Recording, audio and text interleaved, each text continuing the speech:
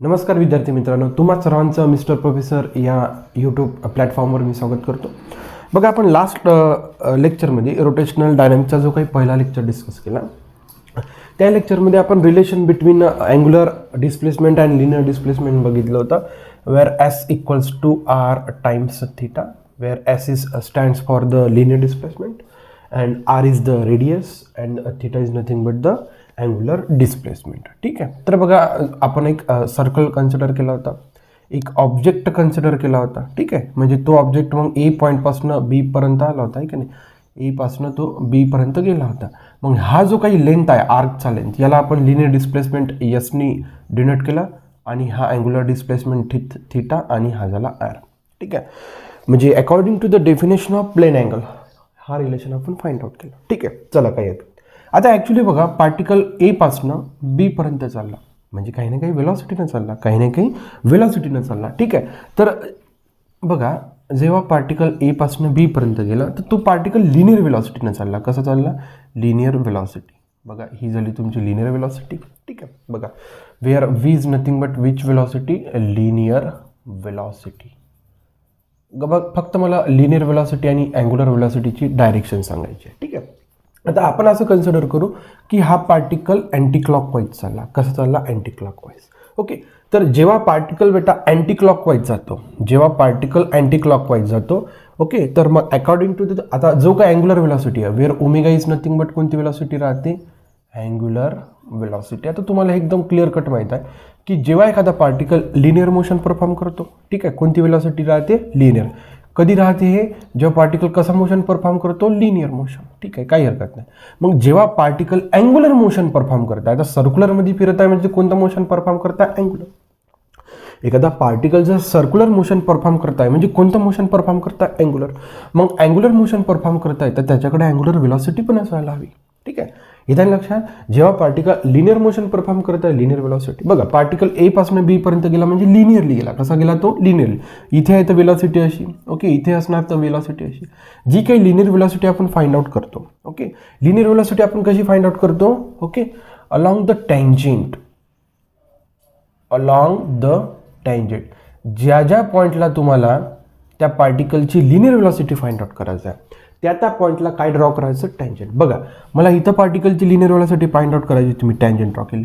मला इथं पार्टिकलची linear velocity पाहिजे होती, मी टँजेंट ड्रॉ केली. समजा मला पार्टिकलची इथे वेलॉसिटी पाहिजे, तर मी या पॉईंटला काय ड्रॉ करू? टँजेंट. तर हा टँजेंट कशाची आपल्याला डायरेक्शन देतो? Linear velocity. कारण की वेलॉसिटी एक वेक्टर क्वांटिटी आहे, त्याला मॅग्निट्यूड सोबत काय आलं पाहिजे? डायरेक्शन. ही सगळी कहाणी कशाची झाली? Linear velocity. ठीक आहे. आता बघा, आपण सगळी कहाणी कोणासाठी बघू? आपण अँग्युलर वेलॉसिटीसाठी. ठीक आहे. बघा, अँग्युलर वेलॉसिटीचा एक रूल आहे, okay, according to the right hand thumb rule. जर पार्टिकल जर अँटी क्लॉकवाईज असेल, कसा असेल? Anti clockwise. जर पार्टिकल जर सर्क्युलर मोशन परफॉर्म करत असेल तर ओके, तर लिनियर वेलॉसिटी राहते अँग्युलर वेलॉसिटीचे डायरेक्शन राहते या प्लेनला आउटवर्ड. कशी राहते? या प्लेनला, ओके, परपेंडिक्युलरली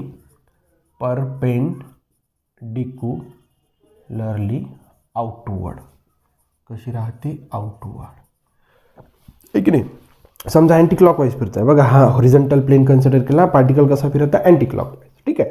तर ज्या डायरेक्शन पार्टिकल फिरत आहे त्या डायरेक्शननं कर्ल फिंगर्स घ्यायचे. ठीक आहे. राईट हँड थंब रूल्स काय सांगते की ज्या डायरेक्शननं पार्टिकल चालला त्या डायरेक्शननं काय घ्यायच्या? Curl fingers. आणि हा थंब कुठे डिनोट करते? अपवर्ड. ठीक आहे. म्हणजे हा जो काही प्लेन होता, या प्लेनला कसा? आउटवर्ड. या प्लेनला कसा? आउटवर्ड. म्हणून अँटी क्लॉकवाईजसाठी लिहिला आपण प्लेन परपेंडिक्युलरी आउटवर्ड. ओके, म्हणजे डायरेक्शन कशी राहते? त्या प्लेनला perpendicularly outward. This is the direction of angular velocity. This is the direction of angular velocity. Okay. आता राहिलं क्लॉकवाईज. क्लॉकवाईज जर राहिलं तर याच्या अपोजिट. ओके, त्या प्लेनला, ओके, परपेंडिक्युलरच राहते, पण कसं राहते? इनवर्ड. कसं राहते? Inward. This is the direction of angular velocity.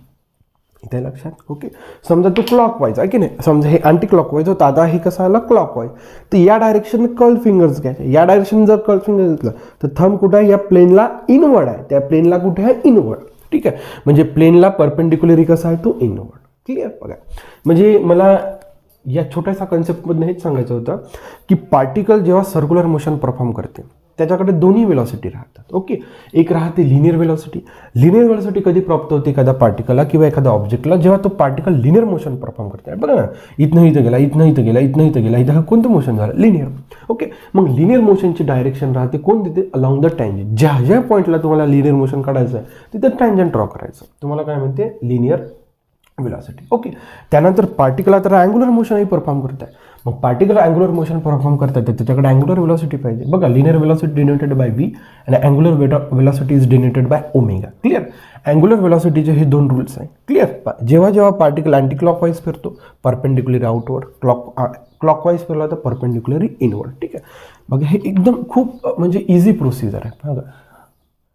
बघा इथं आपल्याला क्लिअर कट लक्षात येतं. बघा, तो अँटी क्लॉकवाईज फिरता. कसा फिरता? Anti clockwise. तर हा झाला या प्लेनला परपेंडिक्युलरी आउटवर्ड. ठीक आहे, आणि जी काही डायरेक्शन राहते ती अलॉंग द ॲक्सिस राहते. कशी राहते? इथं लिहून टाकू आपण. ओके, नोटमध्ये लिहून टाकू. जी काही डायरेक्शन राहते ती कशी राहते? Along the axis. Along the axis. हा काय जो इमॅजिनरी आपण ॲक्सिस कन्सिडर केला याच्या अलॉंग द ॲक्सिस. ठीक आहे. सेकंड, हा झाला अँटी क्लॉकवाईज, हा झाला क्लॉकवाईज. जर क्लॉकवाईज येत असेल ओके तर कुठे राहते? Perpendicular inward. ही झाली अँग्युलर वेलॉसिटीची डायरेक्शन. याच्या लक्षात? चला, काही हरकत नाही. ओके, आता आपला जो नेक्स्ट टॉपिक आहे, ठीक आहे, आपल्याला त्या पार्टिकलची लिनियर वेलॉसिटी कळली, त्या पार्टिकलची आपल्याला अँग्युलर वेलॉसिटी कळली, काही प्रॉब्लेम नाही. ठीक आहे, मग आता आपल्याला काय बघायचं आहे नेक्स्ट, की what is the relation between linear velocity and angular velocity. म्हणजे लिनियर वेलॉसिटी आणि अँग्युलर वेलॉसिटीमधलं आपल्याला काय बघायचं आहे? रिलेशन. बघा, अतिशय सोप्या पद्धतीने आपण बघण्याचा प्रयत्न करूया. ठीक आहे, जो काही लास्ट लेक्चरमध्ये आपण एक रिलेशन घेतला की relation between linear and angular displacement, त्या एक्सप्रेशनचा यूज करून आपण ही गोष्ट क्लिअर कट जाणून घेऊ शकतो. बघा, जसं पहा, बघा आपल्याला 2-3 गोष्टींची गरज आहे. बघा, आपल्याला जो काही नेक्स्ट टॉपिक आहे आपला relation between okay linear velocity okay and angular velocity. Okay, what is the relation between linear and angular velocity. बघा, रिलेशन लिहून टाकतो. हे रिलेशन आपल्याला प्रूव्ह करायचं. V = R times omega. Okay, किंवा स्मॉल आर घ्या किंवा कॅपिटल आर घ्या, काही फरक पडत नाही. V = R times omega. Okay, where V is linear velocity, R is radius, जो काही सर्कल फॉर्म होते त्याचे radius, and omega is nothing but angular velocity. चला, काही हरकत नाही. बघा, आपल्याला बघा कालच्या डेफिनेशननुसार किंवा लास्ट लेक्चरच्या डेफिनेशननुसार ओके आपल्याला ही पाहिजे S = R times theta. This is the relation between linear displacement and angular displacement. ठीक आहे, चला, काही हरकत. ओके, त्यानंतर बघा आपल्याला 2 डेफिनेशन माहिती पाहिजे. बघा, वेलॉसिटी म्हणजे काय? वेलॉसिटी म्हणजे काय? Displacement per unit time. ठीक आहे, लिनियर वेलॉसिटीचे डेफिनेशन काय? Displacement per unit time. मग अँग्युलर वेलॉसिटीचे डेफिनेशन काय होणार? Angular displacement per unit time. बघा, या 2 डेफिनेशन हे तर तुम्हाला एकदम म्हणजे बेसिक गोष्टी आहेत, तर आपल्याला माहीतच आहे. त्या लक्षात. लिनियर वेलॉसिटी म्हणजे काय? Velocity is nothing but displacement per unit time. आपण पण कोणत्या वेलॉसिटीची गोष्ट करतो? लिनियर. मग डिस्प्लेसमेंट कोणतं पाहिजे? Linear displacement. ठीक आहे, बघा आपण लिनियर डिस्प्लेसमेंट टेस्टने डिनोट केलं. ठीक आहे, मग आता आपण करूया विचार अँग्युलर वेलॉसिटीचा. अँग्युलर वेलॉसिटी म्हणजे काय? Angular displacement with respect to time. Angular displacement with respect to time. चला, काही हरकत नाही, इथपर्यंत काही प्रॉब्लेम नाही. बघा, आता मी काय करतो, बघा हा इक्वेशन घेतो. S = RT. हा इक्वेशन मी काय केला? लेटस कन्सिडर केला. ठीक आहे, आता या इक्वेशनला काय करतो? विथ रिस्पेक्ट टू टाइम मी डिफरन्शिएट करतो. काय करतो मी? डिफरन्शिएटिंग. बघा, याला इक्वेशन नंबर 1 करून टाकतो. बघा, differentiating okay equation 1 with respect to time. With respect to time ना इक्वेशन 1ला काय करता मी? डिफरन्शिएट. बघा, d/dt लेफ्ट हँड साईडला काय तुमच्याकडे? S = d/dt. राईट हँड साईडला काय तुमच्याकडे? R × theta. फक्त आपल्याला हे 2-3 इक्वेशन माहिती पाहिजे आहे की नाही. हे आपण काल डिराईव्ह केलं, हे आता आपल्याला हे प्रूफ दाखवायचं आहे. ठीक आहे, आणि हे तर आपल्या जनरल डेफिनेशन झाल्या, काही हरकत नाही. पण काय केलं? हा इक्वेशन कन्सिडर केला, जो काय आपल्याकडे रिलेशन आहे, relation between linear and angular displacement, तो घेतला, त्याला इक्वेशन 1 म्हटलं, त्याला आपण डिफरन्शिएटिंग विथ रिस्पेक्ट टू काय केलं, टाईम. चला काही प्रॉब्लेम. आता काय करायचं बघा, आता एक डेरिव्हेटिव्हचा रूल आहे की जो काही कॉन्स्टंट टर्म राहतो, ठीक आहे. बघा आता ही पूर्ण कहाणी आपण या थोडीशा डायग्राममध्ये मांडूया, ठीक आहे. बघा ही झाली तुमची रेडियस आर, ठीक आहे, आणि हे झालं तुमचं लिनियर वेलॉसिटी. ओके, आता इथं अँग्युलर वेलॉसिटी मला दाखवता नाही येणार. ओके, ठीक आहे. अँग्युलर वेलॉसिटी समजा पार्टिकल जर अँटी क्लॉकवाईज जर फिरत आहे तर कसं राहायला पाहिजे, आउटवर्ड. ठीक आहे, अँग्युलर वेलॉसिटी कुठं राहिली पाहिजे, इथं लिहून टाकतात कुठं राहिली पाहिजे, त्या प्लेनला. आता आउटवर्ड पूर्ण डिटेल नाही लिहा, तर आता प्लेनला कशी राहिली पाहिजे, आउटवर्ड. तुम्हाला एक गोष्ट माहीत आहे का, आता बघा जसा पार्टिकल इथं होता, ओके, पार्टिकल इथं झाला, लिनियर वेलॉसिटी आणि अँग्युलर वेलॉसिटी काय होऊ शकते, चेंज. परंतु आर नेहमीसाठी कसं राहतो, कॉन्स्टंट. तर जी काही कॉन्स्टंट टर्म राहते ती डेरिव्हेटिव्हच्या बाहेर येते. हा डेरिव्हेटिव्हचा रूल आहे का डेरिव्हेटिव्ह करताना डेरिव्हेटिव्हच्या आतमध्ये ज्या काही टर्म्स राहतात कॉन्स्टंट टर्म्स, त्या कॉन्स्टंट टर्म्स आपल्याला कुठे घ्यावं लागतं, बाहेर. ठीक आहे, मग मी आर कुठे घेतो, बाहेर. देअरफॉर काय राहिलं, r d theta divided by d t, आणि लेफ्ट हँड साईडला काय राहिलं, d s divided by d t. बघा, मग आता तुम्हाला एकदम क्लिअर कट लक्षात येते, d s upon d t is nothing but linear velocity, आणि d theta upon d t is nothing but angular velocity. मग या व्हॅल्यूज काय करायच्या, replace. D s upon d t is replace by v, d theta upon dt is replaced by omega. Therefore, v equals to r times omega. This is the relation between linear velocity and angular velocity. This is the relation between linear velocity and angular velocity. हे लक्षात. Okay, बघा आता पुन्हा इथपर्यंत काही problem नाही. बघा आपल्या बुकात बहुतेक तर बघा अँग्युलर वेलॉसिटी आउटवर्ड आहे ना, तर आउटवर्डसाठी आणि अँग्युलर वेलॉसिटी कुठं राहते, अलॉंग द ॲक्सिस. आत्ताच सांगितलं मी कुठं राहते, अलॉंग द ॲक्सिस. ठीक आहे, तर बघा ॲक्सिस सेंटरला राहतो, तर सेंटरवर आपल्याला अँग्युलर वेलॉसिटीची काय बघायची आहे, डायरेक्शन. तर बघा हा सिम्बॉल यूज केला जातो, आत्ता मला आठवलं हा. ओके, बघा इथं लिहूनही देतो मी, हा सिम्बॉल कशासाठी राहतो, आउटवर्डसाठी. ओके, तुम्ही हे पुढे जाऊन बघणारच. आणि हा क्रॉस सिम्बॉल राहतो इनवर्डसाठी. ओके, बघा हा जो काही सेंट्रली म्हणजे जिथं ॲक्सिस आहे, कारण की अँग्युलर वेलॉसिटीचे डायरेक्शन आउटवर्ड राहते, हे क्लिअर झालं आपल्याला, अँटी क्लॉकवाईज आहे, परंतु कुठं राहते, अलॉंग द ॲक्सिस. त्या ॲक्सिस जवळ मी कोणता सिम्बॉल यूज केला, हा. याचा अर्थ काय झाला बेटा इथे, याचा अर्थ इथं झाला की अँग्युलर वेलॉसिटी कशी आहे, अशी आउटवर्ड आहे. कशी आहे, अशी आउटवर्ड. इथं लक्षात, अँग्युलर वेलॉसिटी कशी आहे, इथं आउटवर्ड.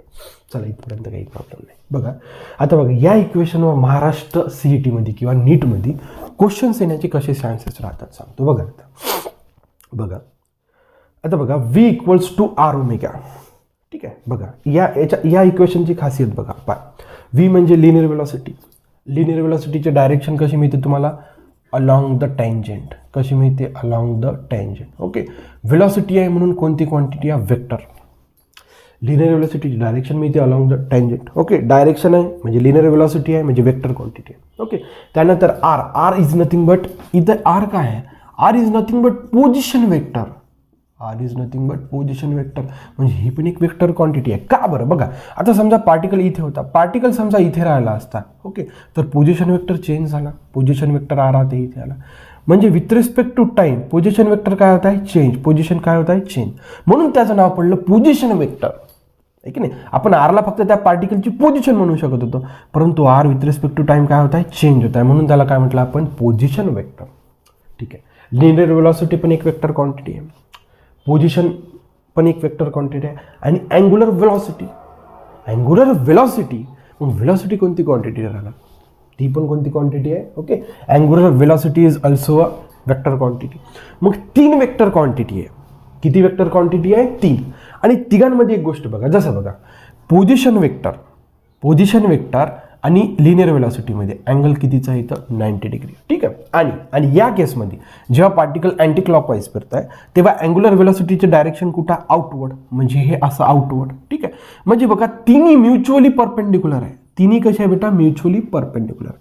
तिन्ही वेक्टर म्युच्युअली कसे आहे, परपेंडिक्युलर. म्हणजे आपण इथं म्हणू शकतो vector V, position vector R and angular velocity vector omega are mutually perpendicular to each other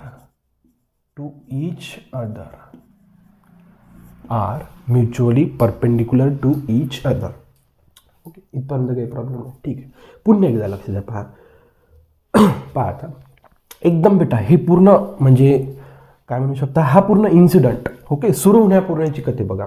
म्हणजे बघा पहा, सुरुवातीला तर काय तुम्हाला एक पार्टिकलची गरज आहे, जो पार्टिकल सर्क्युलर मोशन परफॉर्म करणार आहे. ठीक आहे, बघा पार्टिकल आहे. ठीक आहे, सुरुवातीला याच्याकडे वेलॉसिटी नव्हती. ठीक आहे, जस्ट रेस्टमध्ये होता. पण सर्वात सुरुवातीला बेटा पोझिशन वेक्टर होता. सेंटरपासनं त्या पार्टिकलचं त्या आर्कचं डिस्टन्स, तर हा सुरुवातीला पोझिशन वेक्टर होता. ठीक आहे, चला काही प्रॉब्लेम. ठीक आहे, मग बघा बेटा जसा पार्टिकल आपण थोडा डिस्प्लेस केला तर पार्टिकलला काय प्राप्त झाले, लिनियर वेलॉसिटी. म्हणजे सुरुवातीला बघा येत्या लक्षात पहा, पहिले कोणता वेक्टर होता, पहिले व्ही होता, आर होता, ओमेगा. पहिले बघा सुरुवातीला सर्वात प्रथम बेटा त्याच्याकडे कोणता वेक्टर होता, पोझिशन वेक्टर, जेव्हा पार्टिकल रेस्टमध्ये होता. क्लिअर. मग आपण पार्टिकलला काय केलं, थोडं डिस्प्लेस केल्यानंतर त्याच्याकडे कोणती वेलॉसिटी आली, लिनियर वेलॉसिटी. म्हणजे पहिला हा नंतर हा, मग आता हे दोन वेक्टर आले. पहिला तर हा एकटाच होता, रेस्टवर होता. तेव्हा जसा पार्टिकल आपण थोडं डिस्प्लेस केलं बेटा, आपल्याकडं सेकंड वेक्टर कोणता तयार झाला, लिनियर वेलॉसिटी. ठीक आहे, मग दोन वेक्टर तयार झाले. मग पार्टिकल फिरायला लागला तर तिसरा वेक्टर कोणता तयार झाला बेटा, अँग्युलर वेलॉसिटी. म्हणजे दोन वेक्टर एकत्र येऊन जी काही तिसरी फिजिकल क्वांटिटी तयार झाली अँग्युलर, ती पण कशी क्वांटिटी आहे, वेक्टर. मग ही कशाची डेफिनेशन झाली, this is the definition of cross product.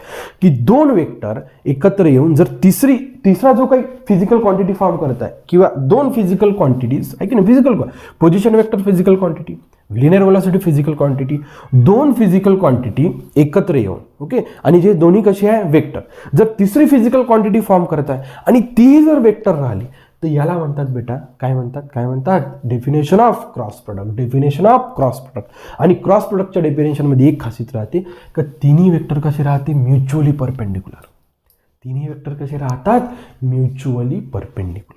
ठीक आहे, आता तुम्हाला ह्या तिन्ही वेक्टरबद्दल डायरेक्शनचं तर काहीच प्रॉब्लेम नाही. अलॉंग द टँजंट ओके, हा कसा राहते, आउटवर्ड किंवा इनवर्ड राहतो. ओके, क्लॉकवाईज अँटी क्लॉकवाईज तसं झालं. आणि पोझिशन वेक्टर तर काय असा पोझिशन वेक्टर तुम्हाला क्लिअर कट लक्षात येते की त्याची डायरेक्शन कशी चेंज होते. बघा सुरुवातीला इथं होतं, नंतर इथं आला, इथं आहे की नाही. म्हणजे याची डायरेक्शन पोझिशन वेक्टरची कशी चेंज होते तुम्हाला एकदम इझिली कळेल. इथं लक्षात. ओके, मग बघा आता पहा क्रॉस प्रोडक्टची डेफिनेशन बघा, इथं लिहितो मी, अकॉर्डिंग टू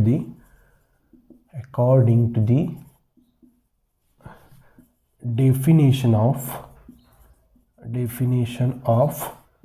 क्रॉस प्रोडक्ट. बघा तुम्हाला सांगतो आता, according to the definition of cross product. ठीक आहे, बघा इथं मी तुम्हाला दाखवतो. बघा हा झाला वेक्टर आहे. ठीक आहे, हा झाला वेक्टर बी.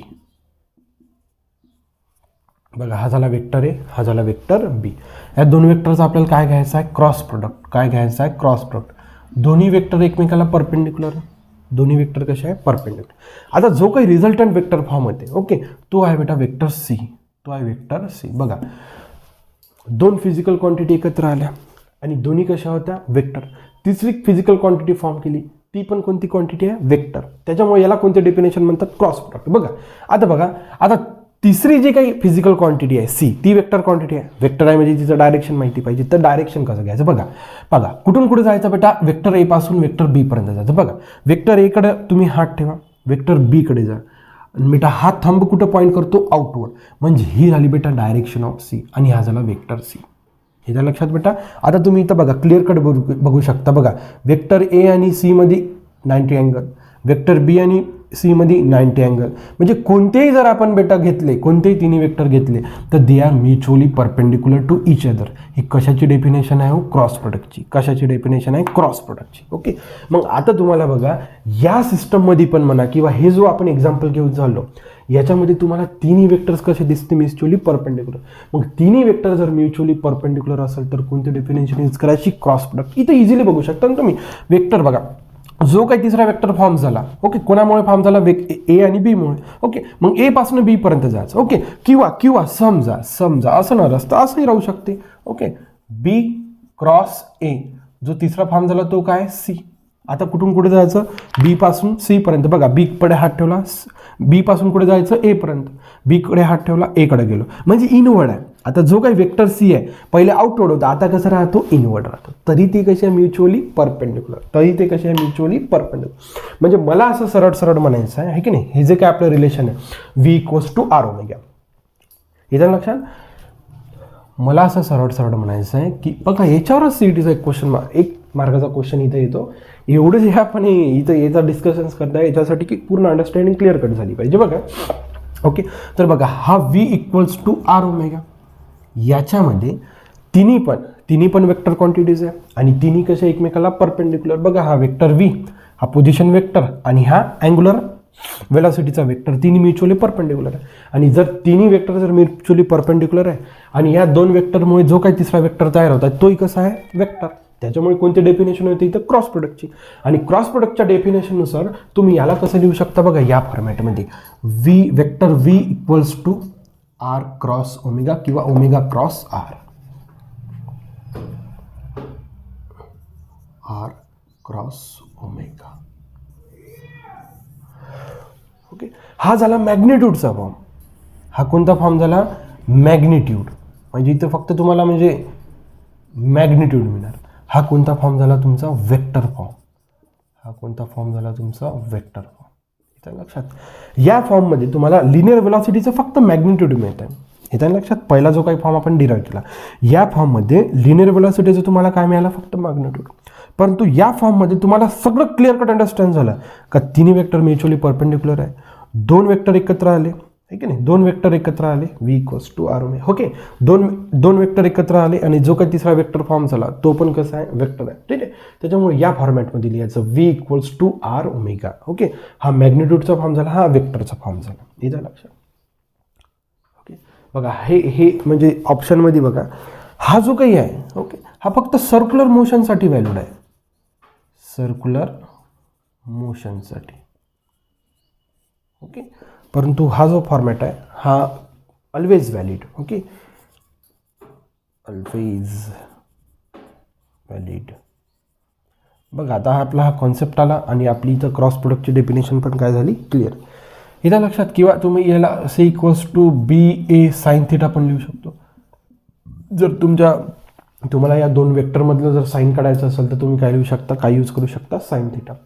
ओके, या थिटाचा अर्थ काय झाला, म्हणजे theta is the angle between vector B and vector A. Okay, perpendicular आहे बी आणि कसा परपेंडिक्युलर, अँगल किती झाला 90, म्हणजे सी इक्वल्स टू बी पण तुम्ही लिहू शकता. हे लक्षात. इथपर्यंत काही प्रॉब्लेम असायलाच नको, कारण की आपण पूर्ण डिटेलमध्ये गेलो या गोष्टीसोबत. पूर्ण कसं गेलो आपण, डिटेलमध्ये. हे लक्षात. बघा या लेक्चरला एवढंच घेऊ आपण. नेक्स्ट लेक्चरला बघा हे रिलेशन बिटवीन लिनियर वेलॉसिटी आणि अँग्युलर वेलॉसिटीबद्दल होतं. नेक्स्ट लेक्चरला आपण बघूया युनिफॉर्म सर्क्युलर मोशन टॉपिक दिसतो. आता नेक्स्ट लेक्चरमध्ये काय आहे ना की आपल्याला 4 प्रकारचे ॲक्सेलरेशन्स या टॉपिकला शिकायचे आहे. तर युनिफॉर्म सर्क्युलर मोशनमध्ये आपल्याला एक ॲक्सेलरेशन मिळून जाते आणि नॉन युनिफॉर्ममध्ये 2 ॲक्सेलरेशन मिळते आणि तिसरं acceleration, last acceleration net acceleration आहे, तो इझिली कळू शकतो आपल्याला, काही मोठी गोष्ट नाही. ओके, जर बघा तुम्हाला व्हिडिओ जर आवडत चालेल असेल तर लाईक शेअर सबस्क्राईब करायला विसरू नका. So thank you for watching. See in the next video.